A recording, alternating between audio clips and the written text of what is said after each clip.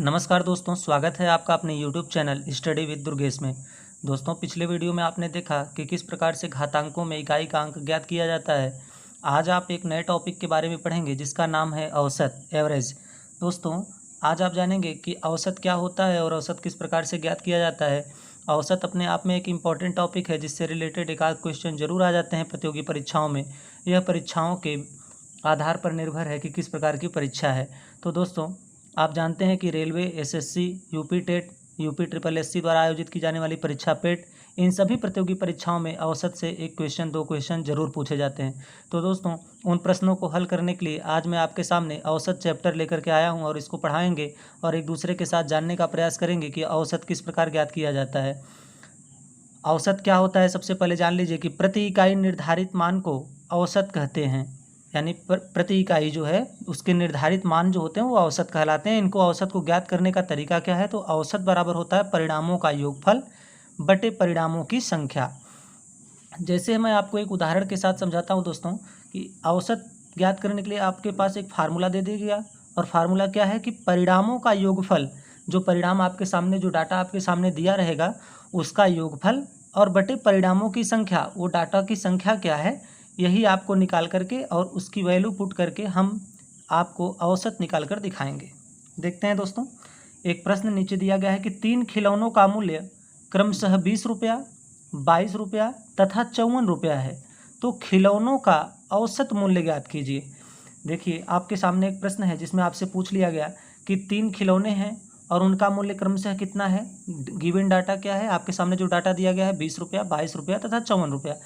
Data की संख्या कितनी है, तो डाटा की कुल संख्या है 3, एक 20, एक 22 और एक 54, 3 संख्याएं हैं।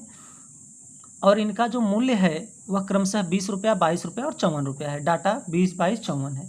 आपको औसत निकालने का फार्मूला ऊपर बता दिया गया कि औसत बराबर क्या होता है दोस्तों, तो औसत बराबर होता है जो परिणामों का योगफल है और बटे परिणामों की संख्या। परिणामों का योगफल कैसे निकालेंगे, ऊपर जो परिणाम दिए गए हैं क्या है, 20 रुपया प्लस 22 रुपया प्लस 54 रुपया। अब दोस्तों, आप जान लीजिए कि यह तो हो गए परिणामों का योगफल। ऊपर फार्मूला में दिया गया था कि औसत बराबर क्या होता है, तो औसत बराबर होता है परिणामों का योगफल बटे परिणामों की संख्या। परिणामों का योगफल कितना है, तो परिणामों का योगफल है 20 प्लस 22 प्लस 54, और परिणामों की संख्या कितनी है, 1, 2, 3। परिणामों की कुल संख्या है 3। जोड़ लेते हैं दोस्तों, 20 में 22 आप जोड़ेंगे तो आ जाएगा 42, और 42 में 4 जोड़ेंगे 46, और 46 में जब 50 जोड़ देंगे तो 96 यानी 96। ऐसे भी जोड़ सकते हैं कि इसकी इकाई शून्य, शून्य में 2 जोड़ दिए तो 2, और 2 में 4 जोड़ दिए 6, 2, 2, 4 और 1, 5, 9, 96 बटे परिणामों की संख्या कितनी थी, 3। ये आ गया 96 बटे 3। जब हम इसको हल करते हैं तो 3 तियाँ 9 और 3 दूना 6 बराबर 32। यानी औसत कितना निकल के आ गया दोस्तों, तो औसत मूल्य है 32 रुपया।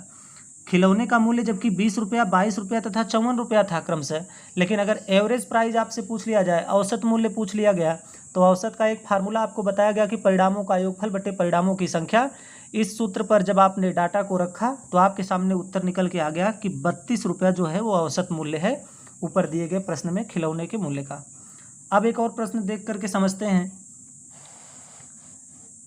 एक अंक की सभी अभाज्य संख्याओं का औसत क्या होगा। आप जानते हैं कि एक अंक की शुरुआत 1 से होती है, 1 से शुरू होकर के अभाज्य संख्याएं शुरू हो जाती हैं। तो आपको सबसे पहले ये भी बता दिया गया है पिछले वीडियो में कि अभाज्य संख्याओं की शुरुआत 2 से होती है। सबसे छोटी अभाज्य संख्या क्या है, 2 है। तो एक अंक की सबसे छोटी अभाज्य संख्या 2 प्लस 3 प्लस 5 प्लस 7 और उसके बाद 9 आता है। 9 विषम संख्या है, अभाज्य संख्या नहीं है। यहाँ पर बात अभाज्य संख्याओं की हो रही है दोस्तों, तो हम केवल अभाज्य संख्याओं का ही औसत निकालेंगे। तो अभाज्य संख्याएं कितनी हैं, 2 हैं, 3 हैं, 5 हैं और 7। प्रश्न को लगाने के लिए एक फार्मूला है, औसत ज्ञात करने का एक सूत्र है जिसे हम आपको ऊपर बताए कि औसत बराबर परिणामों का योगफल बटे परिणामों की संख्या।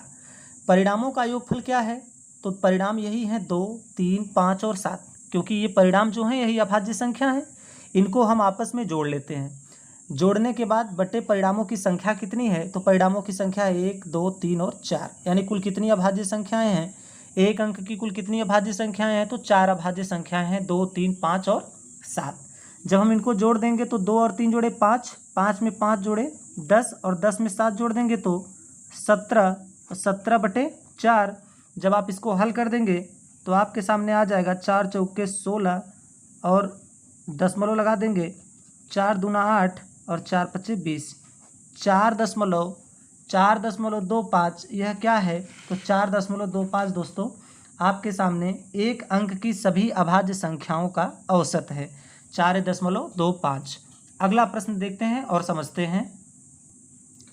2 अंकों की प्रथम 5 अभाज्य संख्याओं का औसत क्या होगा। अब देखिए दोस्तों, इसमें आपसे पूछ लिया गया कि 2 अंकों की प्रथम 5 अभाज्य संख्याओं का औसत क्या होगा। तो सबसे पहले आपको यह जानना जरूरी है कि 2 अंकों की प्रथम 5 अभाज्य संख्याएं कौन कौन सी हैं। देखिए 2 अंकों की शुरुआत कहाँ से होती है, 10 से, लेकिन 10 एक सम संख्या है। 11 हमारी अभाज्य संख्या है, 2 अंकों की अभाज्य संख्या की शुरुआत 11 से होती है। 11 के बाद 2 अंकों की दूसरी अभाज्य संख्या 13, तीसरी अभाज्य संख्या 17, चौथी अभाज्य संख्या 19 और पांचवी अभाज्य संख्या दोस्तों 23। 2 अंकों की प्रथम 5 अभाज्य संख्याएं कौन कौन सी हैं, तो 2 अंकों की प्रथम 5 अभाज्य संख्याएं 11, 13, 17, 19 और 23 हैं। अब हमें पता हो गया कि 5 अभाज्य संख्याएं कौन कौन सी हैं 2 अंकों की, वो हमारे सामने हैं। और हमें अब ज्ञात करना है औसत। औसत बराबर क्या होता है, आप जानते हैं, आपको फार्मूला बताया गया कि औसत बराबर होता है दोस्तों परिणामों का योगफल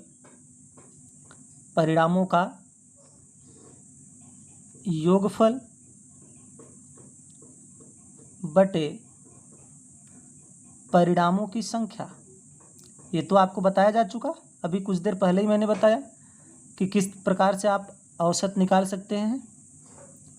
अब इसी सूत्र पर इसी फार्मूले पर आपको ये डाटा रख देना है।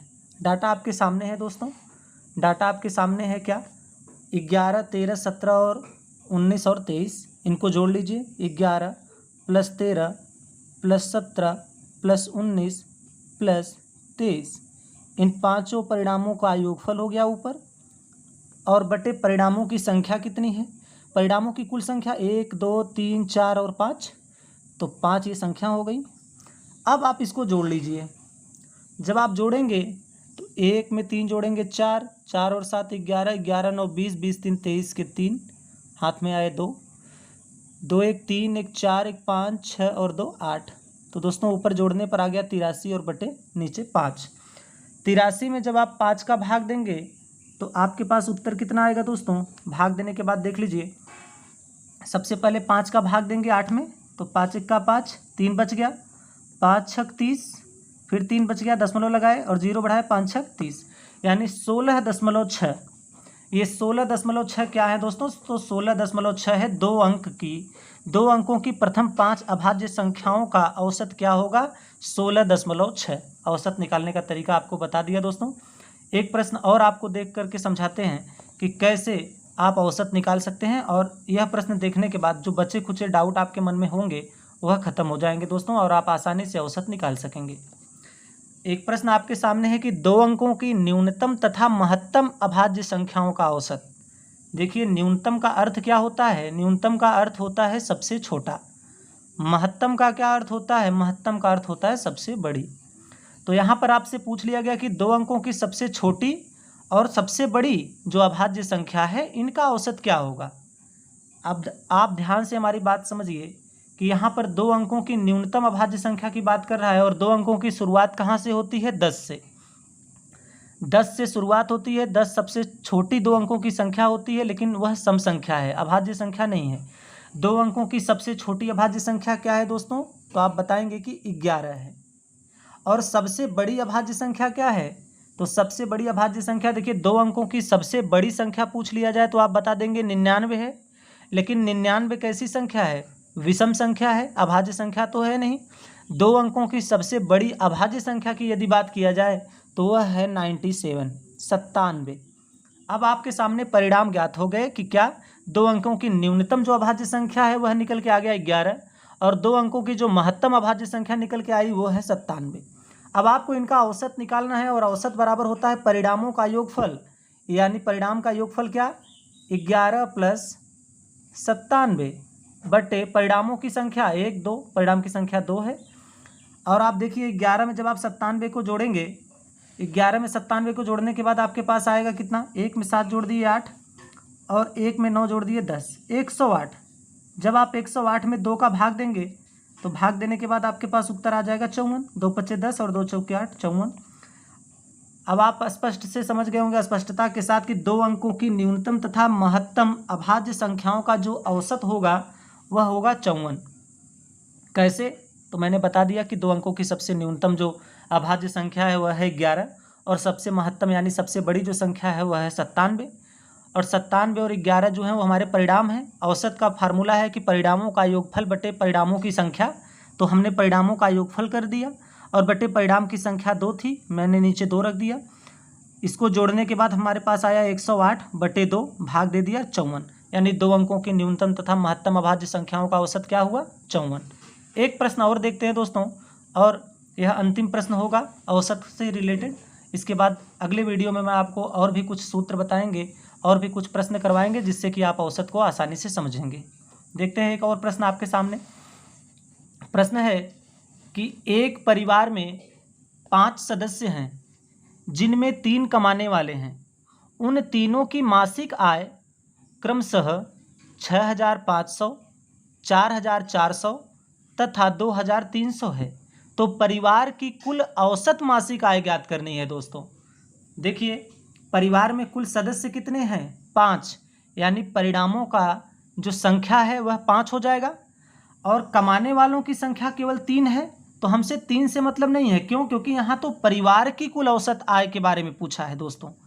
परिवार की कुल औसत आय और परिवार की कुल सदस्यों की संख्या जब 5 है तो औसत आय ज्ञात करते समय हम सदस्यों की संख्या 5 है तो परिणामों की संख्या भी 5 लिखेंगे।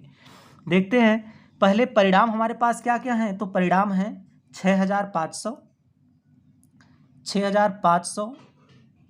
धन 4,400, क्योंकि परिणामों का योगफल तो करना है और परिणाम हमारे पास यही हैं 6,500, 4,400 और 2,300। ये हो गया परिणामों का योगफल और बटे परिणामों की संख्या। तो आप कह देंगे 1 2 3, नहीं ऐसा नहीं करना है क्योंकि परिणाम तो 3 है, बात सही है, लेकिन औसत हमें निकालना है 5 का। क्यों? क्योंकि परिवार में सदस्यों की आय पूछा है कि परिवार के कुल औसत मासिक आय ज्ञात कीजिए, तो परिवार के कुल सदस्यों की संख्या 5 है, इसलिए परिणामों का जो संख्या होगा दोस्तों वह 5 लिया जाएगा।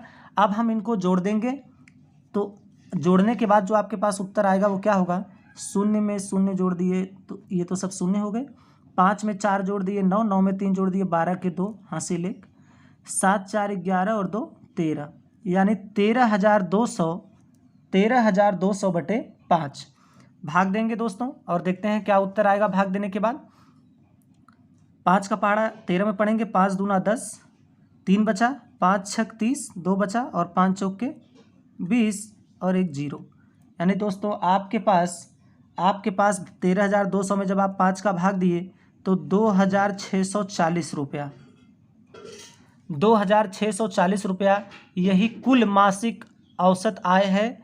आप जान लीजिए एक परिवार में जो 5 सदस्यों की संख्या थी उनमें 3 ही कमाने वाले थे। उनकी मासिक आय जो दिया गया था क्रमशः 6500, 4400 और 2300 दिया गया था। परिवार के कुल सदस्यों की औसत आय पूछा था दोस्तों, तो परिवार के कुल सदस्यों की औसत आय हम भाग दे करके और औसत बराबर परिणामों का योगफल बटे परिणामों की संख्या, इस सूत्र पर डाटा को रख करके आपने आसानी के साथ समझ लिया कि किस प्रकार से हम औसत निकालते हैं। तो औसत कितना निकल के आ गया 2,640। उम्मीद करता हूं दोस्तों आपको यह वीडियो बहुत पसंद आया होगा और आपने आज औसत के बारे में बेहद आसानी से समझा होगा। अगर आपको यह वीडियो अच्छा लगा हो और आपके लिए उपयोगी लग रहा हो तो इस वीडियो को लाइक ज़रूर करें, आगे भी लोगों को शेयर करें, सब्सक्राइब करें। आपका बहुत बहुत धन्यवाद।